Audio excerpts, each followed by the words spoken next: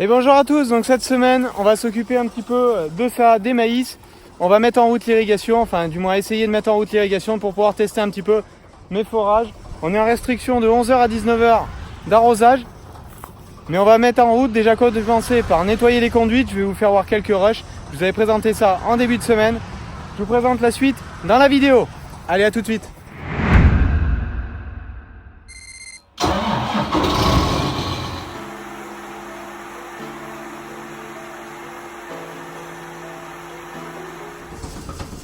Donc vous voyez peut-être pas François avec le 6210 juste derrière en train de dérouler le tuyau.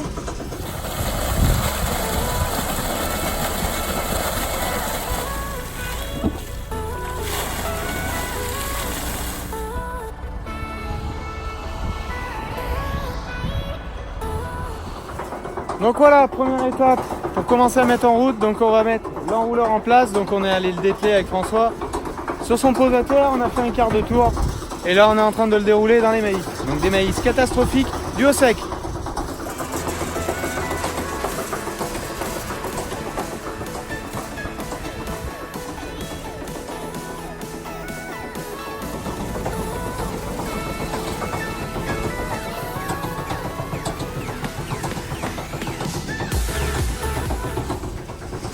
Donc vous voyez peut-être pas François avec le 6210 là derrière, il est parti à travers les maïs. Donc comme j'étais pas sûr de pouvoir irriguer, j'ai pas laissé les passages. Quand j'irriguerai vraiment, ces deux raies de maïs ne seront pas semées durant l'année. Donc là vous voyez le tuyau qui se déroule et la bobine derrière qui perd un petit peu de volume. Donc là ici on a une vitesse de 2 km/h et demi au tracteur pour dérouler le polyéthylène.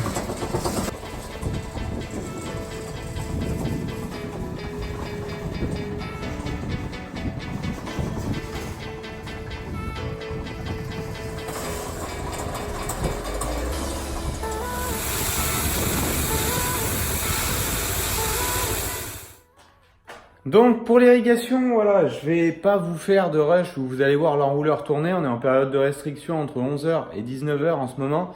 Donc on a mis en route hier pour voir si tout marchait bien sur le réseau. Donc sur la partie qu'on utilise, tout se passe bien. Il y avait une modification à faire sur le polyéthylène qui passe sous l'autoroute, donc sur un bout de réseau, où il se cherchait à se déboîter parce que le polyéthylène bouge avec la pression. Donc il fallait caler ce tuyau pour que ça se passe le mieux possible. Donc on l'a mis en route hier, on est avec une bus qui est trop petite, on est en période de restriction, il y avait trop de pression. Donc ça allait pas pour irriguer, donc on a arrêté. Mais on sait que ça marche, on reprendra début de semaine avec une buse plus adaptée pour cela. Donc ici, on a fait quelques modifications, une crépine à l'aspiration qui n'avait pas été montée avec un entonnoir pour pouvoir amorcer la pompe principale. Sinon après, on est allé mettre les palpeurs sur les forages ici. Donc là, vous voyez le réseau qui est un peu vide. Je vais le mettre en route là pour vous faire voir juste le remplissage de la cuve. Donc tout simplement, il suffit de mettre les pompes sur on. Donc ça, c'est les pompes des forages principaux qui arrivent ici par ce gros tuyau. Et vous voyez, il y a les poids juste là qui permettent d'arrêter quand la cuve est pleine. Donc là, je ne sais pas si vous écoutez, là c'est en train d'arriver dans le tuyau et ça va faire des remous. Voilà, dans la cuve. Voilà. Donc ça permet de se gérer automatiquement quand la pompe ici du réseau se met en route, le niveau de la cuve baisse, les poids viennent en bas et actionnent les forages. Donc les forages principaux qui viennent ici et le petit qui vient là, qui est géré non pas ici manuel ou auto, donc auto bien sûr pour les poids, mais juste là. Vous voyez, il y a la même chose. Donc ce genre de protection par contre je l'ai sur les forages principaux. Donc s'il y en a un qui se met en défaut, il faut retourner par contre au forage pour le réarmer. Ici je les gère simplement marche arrêt, mais il n'y a pas la protection ici. La protection se retrouve sur les forages principaux. Vous voyez, une fois que c'est amorcé, après, bon, il n'y a plus tous ces remous. Donc ça remplit jusqu'en haut à ce que les poids se déclenchent. Je vous ferai voir tout ça. Donc vous voyez, le niveau monte, les poids de niveau juste ici viennent à l'horizontale et quand elles passent de l'horizontale vers le haut, donc il y a un petit clapet dedans qui fait que ça va stopper le pompage, couper l'électricité sur les forages et stopper le pompage. Donc là la cuve, voilà, vous avez écouté là le clac. Donc là le réseau s'arrête, le réseau qui amène à la cuve ici. Donc là en pompage on travaille autour de 45 mètres cubeurs sur les forages et la pompe par contre on l'avait réglée pour justement tirer moins fort sur les forages au début. Elle est réglée à 35 mètres cubes, ce qui joue effectivement 35 mètres cubes sur l'enrouleur, 72 mètres de large. On était sur une pression à 11 bars à l'enrouleur, c'est beaucoup trop élevé. Donc on va mettre une buse, on est sur une 18, on va passer sur une 22 pour baisser cette pression de presque 3 bars. Donc ça sera beaucoup mieux en termes de qualité d'irrigation. Donc voilà, allez, je vais vous faire un petit tour des cultures, ça fait un moment que j'en ai pas fait et vous allez voir un petit peu où on en est. Donc bon, je mets en route l'irrigation, c'est pour tester, pour être sûr que l'année prochaine ça puisse marcher. Je vais pas sauver mes récoltes cette année avec, loin de là. Donc le but, c'est que l'année prochaine, je puisse contractualiser des choses avec une irrigation dont je suis à peu près sûr. Parce que si le réseau et en eau ne fuit pas, et s'il arrive à tenir sur un temps donné, une semaine, 15 jours, à tirer dessus, sur une période ultra sèche comme on connaît aujourd'hui, ça veut dire que mon système d'irrigation sera relativement sûr pour les années normales, avec des pluviométries normales. Donc voilà, allez, je vais vous faire voir dans les champs un petit tour des betteraves et des maïs. Vous allez voir les hétérogénéités qui sont énormes dues au sec.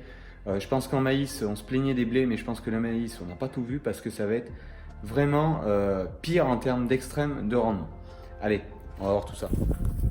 Bon, ça, c'est les maïs qui sont au bord de l'exploitation, que je vous avais présenté, qui étaient complètement séchés. Donc aujourd'hui, le temps est plus calme, moins chaud. Les 40 mm qu'on a eu il y a 15 jours aujourd'hui, on fait pas de mal, mais ça aurait pu en tomber d'autres pour faire beaucoup de bien. Vous voyez, on a quelques pins ici. Par contre, on a des pieds qui ont des pins tout petits. Donc dedans, il y a très peu de grains. Vous voyez, en termes de fécondation, tout ce qui est bouchonné en haut.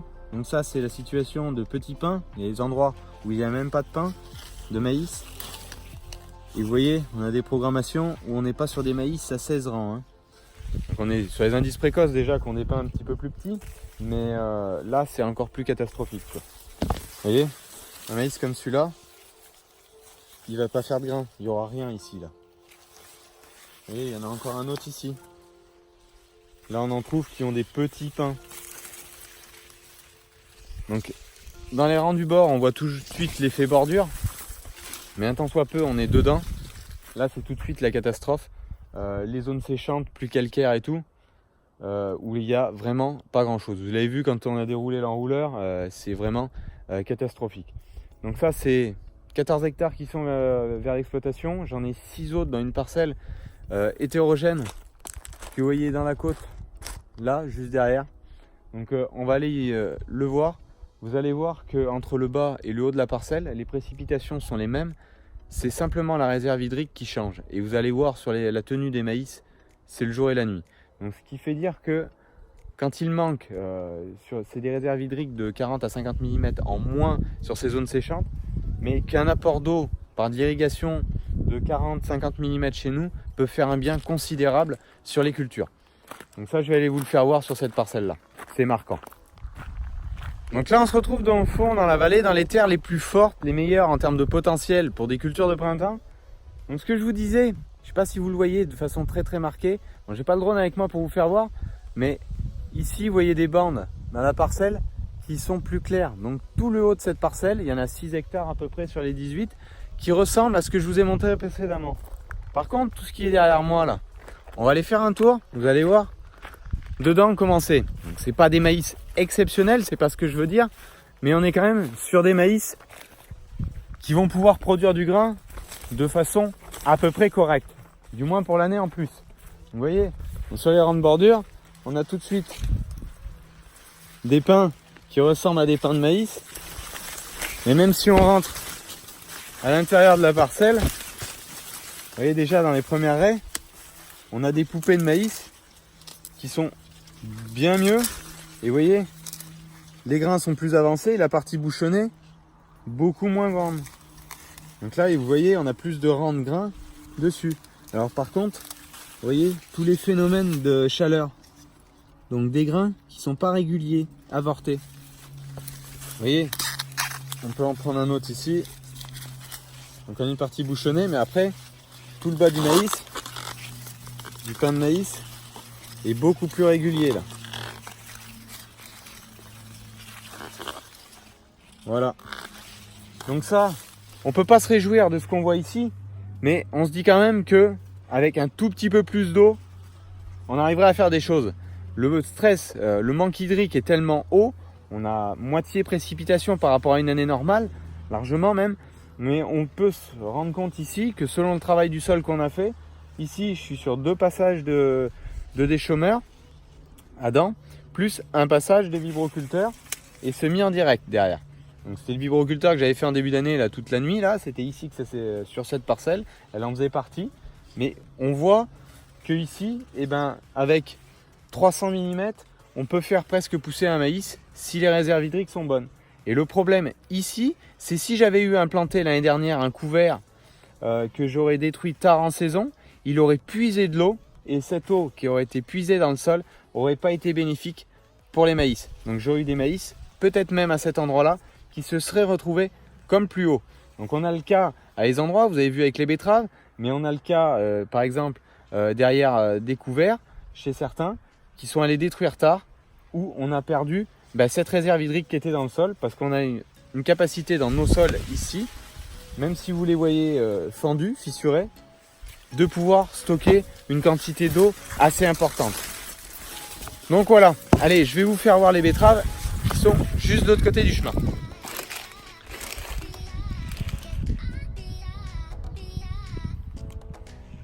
Donc là on est dans un des champs de betteraves que j'ai, dans les terres de fond, des voisines des maïs. Donc vous pouvez voir que le feuillage c'est quand même très bien maintenu. Beaucoup décrit la recherche et sur les variétés, mais si on avait ici des variétés d'une génétique qui a 15 ou 20 ans, on n'aurait plus de feuillage et les betteraves seraient complètement séchées sur pied.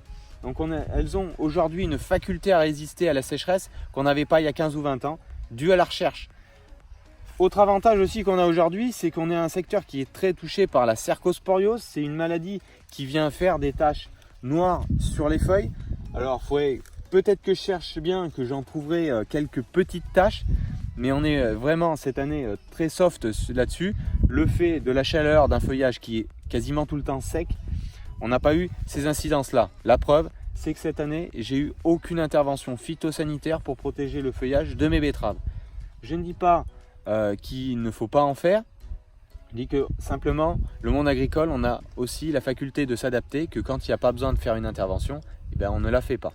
Parce que c'est aussi un coût pour nous qui n'est pas négligeable. Donc on essaye de s'adapter pour réduire nos coûts de production, tout en ayant une protection. Derrière, on a des objectifs en termes de qualité sanitaire, donc que ça soit sur des variétés, sur des fongicides, je veux dire, par rapport à des maladies sur des blés, on a des objectifs où il ne faut pas avoir de fusariose, faut pas avoir, voilà. Et c'est pareil en betterave. Bon, le fait d'avoir de la cercosporiose sur les feuilles va pas nuire à la qualité du sucre dans la racine. Mais si il y a trop d'attaques de cercosporiose, les betteraves meurent et on n'a pas de production tout court. Donc voilà. Allez, je vais vous faire un petit tour, vous faire voir l'humidité de sol qu'on peut avoir dans une chaume de blé derrière. Parce que j'ai pas encore attaqué les déchômages, j'attendais d'avoir des pluies un petit peu plus conséquentes. Bon, elles n'arrivent pas, je vais commencer de faire des déchômages pour des colzas que je veux implanter. Et ça fera partie, sûrement, en plus de la mise en route réelle de l'irrigation, dans la vidéo de la semaine prochaine. Allez, je vais vous faire voir tout ça. Donc voilà, là on est sur une chaume de blé, toujours dans le même secteur. Chaume de blé, derrière un maïs semi-direct, du blé dans le maïs. Vous voyez, on arrache facilement et on a un petit peu de fraîcheur dessous. Donc ce que je vous disais dans les maïs, du moment où on n'a rien qui pompe de l'eau, on arrive à recréer un petit peu. Là, il y a eu 40 mm depuis la récolte du blé il y a 15 jours. Les 40 mm sont tombés et vous voyez, on trouve de la fraîcheur.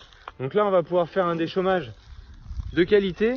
Ces 40 mm sont allés faire lever les repousses de blé que la moissonneuse a pu laisser derrière l'andin. C'est très minime. Mais on va pouvoir commencer à mettre ces pailles en décomposition dans la terre, ainsi que, vous voyez, les résidus du précédent qu'on voit encore nettement, donc les pieds de maïs, et créer un faux semis, donc déchaumer, brasser un petit peu ces pailles, raplanir le sol, le rouleau qui va rappuyer un petit peu tout ça pour remettre en germination des adventices qui sont présents dans le sol et qui ne peuvent pas germer tout de suite.